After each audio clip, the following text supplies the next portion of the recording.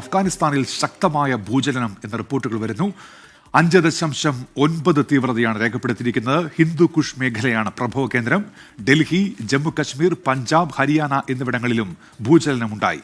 ബൽറാം നെടുങ്ങാടി വിശദാംശങ്ങളുമായി ഡൽഹിയിൽ നിന്ന്. ബൽറാം, എത്രത്തോളം ശക്തമായ ഭൂചലനമാണ്? എന്തൊക്കെയാണ് വിവരങ്ങൾ ബൽറാം?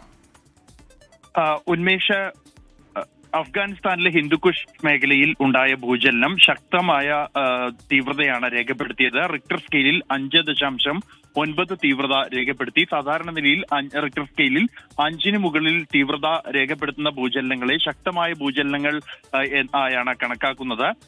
ഈ ഭൂചലനത്തിന്റെ പ്രഭവ കേന്ദ്രം ഭൗമോപരിതലത്തിൽ നിന്നും 75 കിലോമീറ്റർ ആഴത്തിലാണ് എന്നതുകൊണ്ട് തന്നെ ഈ ഭൂചലനം ഏറെ ദൂരെ പോലും അനുഭവപ്പെട്ടിട്ടുണ്ട്. ഉത്തരേന്ത്യൻ നഗരങ്ങളിൽ, പ്രത്യേകിച്ച് ഡൽഹി, ഹരിയാന, രാജസ്ഥാൻ, പഞ്ചാബ്, ജമ്മു കശ്മീർ തുടങ്ങിയ സംസ്ഥാനങ്ങളിലെല്ലാം തന്നെ ഈ ഭൂചലനം അനുഭവപ്പെട്ടിരുന്നു. ഇന്ന് പുലർച്ചെ 4:43 ഈ ഭൂചലനം ഉണ്ടായത്. ഡൽഹി അടക്കമുള്ള നഗരങ്ങളിൽ, ഉയർന്ന കെട്ടിടങ്ങളിൽ താമസിക്കുന്ന ആളുകൾ വലിയ ആശങ്കയിലാഴ്ത്തി ഈ ഭൂചലനം.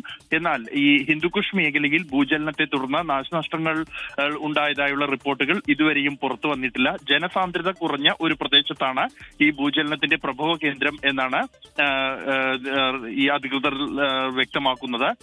അതേസമയം തുടർച്ചയായി ഉണ്ടായിരുന്ന ഭൂചലനം ഡൽഹി അടക്കമുള്ള ഉത്തരേന്ത്യൻ നഗരങ്ങളിൽ ജനങ്ങളെ ആശങ്കയിൽ ആഴ്ത്തിയിട്ടുണ്ട്. ഈ ഭൂചലനത്തിന് തൊട്ടു പിന്നാലെ ഇന്ന് അരമണിക്കൂറിന് ശേഷം ജമ്മു കശ്മീരിൽ റിക്ടർ സ്കെയിലിൽ 2.1 രേഖപ്പെടുത്തിയ മറ്റൊരു ഭൂചലനം കൂടി അനുഭവപ്പെട്ടിരുന്നു. ഉന്മേഷ്. ശരി ബൽറാം നെടുങ്ങാടിയാണ് വിവരങ്ങൾ നൽകിയത്.